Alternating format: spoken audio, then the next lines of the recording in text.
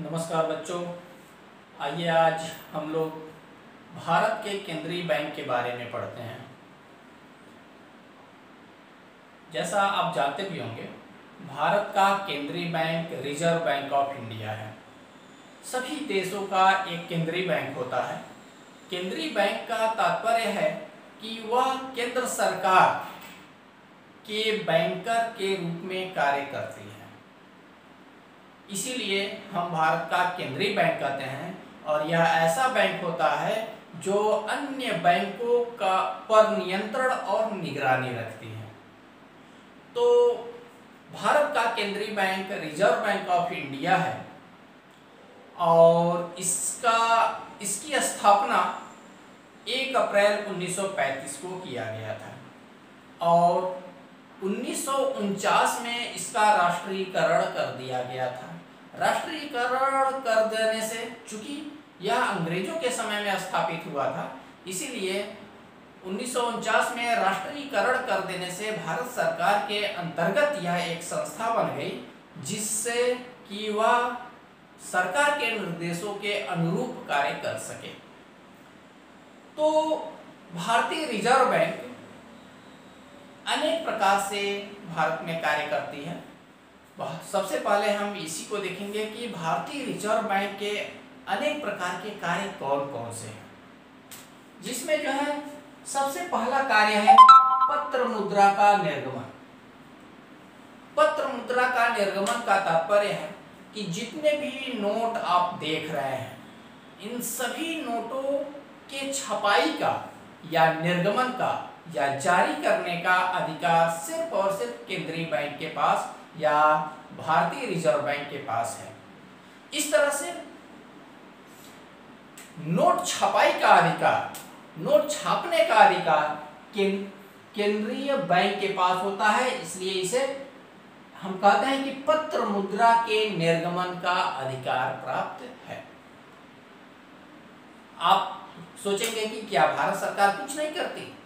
तो भारत सरकार के निर्देशों के अनुरूप ही यह कार्य करती है और भारत जितनी भी नोटों की छपाई ये करती है, भारत सरकार के द्वारा बिल जारी करके एक आदेश प्रदान किया जाता है, जिससे कि वे नोट छाप सके। दूसरी बात, भारत सरकार भी एक नोट छापती है, वह है 1 रुपए का नोट। वह पूरी तरह से रिजर्व बैंक से कोई मतलब नहीं है। भारत सरकार के वित्त सचिव का उस पर हस्ताक्षर होता है और भारत सरकार के निर्देशों पर वह छापा जाता है। दूसरा कार्य है सरकार का बैंकर के रूप में। जैसा मैं बताया कि केंद्रीय बैंक इसीलिए कहते हैं क्योंकि वह केंद्र सरकार का बैंक होता है। तो इस तरह से भारत सरकार के या राज्य सरकारों के बैंकर के रूप में भी यह कार्य करती है। यानी कि राज्य सरकारें या भारत सरकार इसमें अपनी पैसे जमा भी कर सकती हैं और यहाँ से पैसे निकाल भी सकती हैं और आवश्यकता पड़ने पर इनसे जो है कर्जे भी ले लेती हैं। तीसरा कार्य है बैंकों का बैंक के रूप में।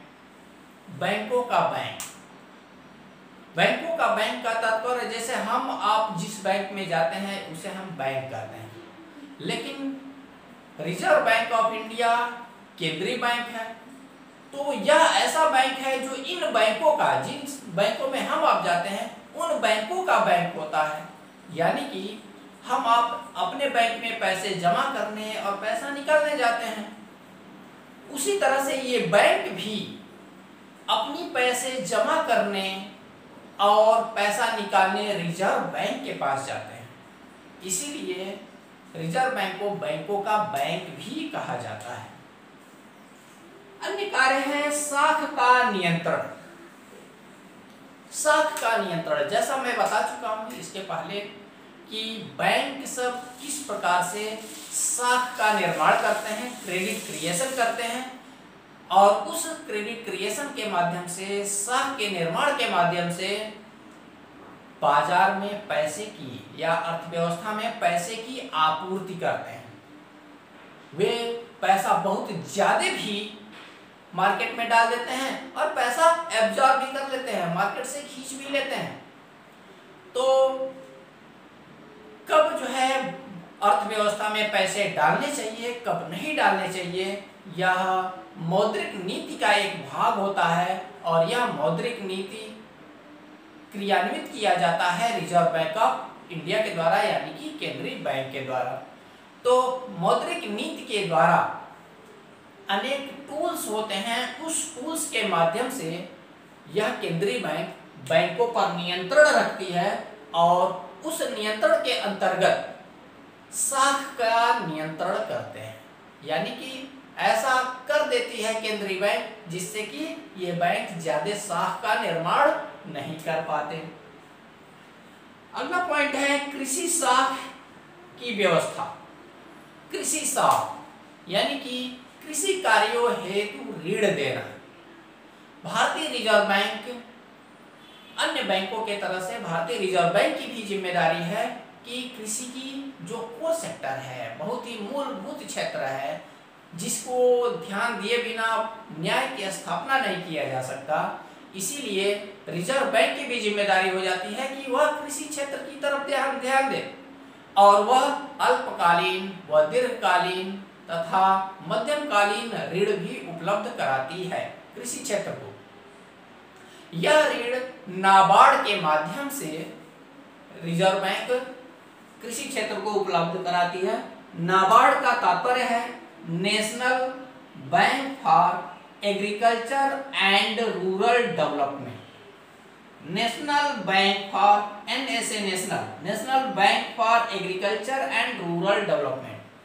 यह नाबार्ड कृषि साख का या कृषि ऋण के लिए सर्वोच्च संस्था होती है और इसी के माध्यम से रिजर्व बैंक कृषि क्षेत्र में ऋण की व्यवस्था करती है। तो ये थे सभी रिजर्व बैंक के कार्य या केंद्रीय बैंक के कार्य। इसके आगे के क्लास में हम तुरंत देखेंगे कि केंद्रीय बैंक या रिजर्व बैंक साख पर नियंत्रण कैसे करती है, किस प्रकार से जो बैंक क्रेडिट क्रिएशन करते हैं, साख का निर्माण करते हैं, उस पर किस प्रकार से यह केंद्रीय बैंक नियंत्रित रखते हैं। आज के लिए बस इतना ही, धन्यवाद।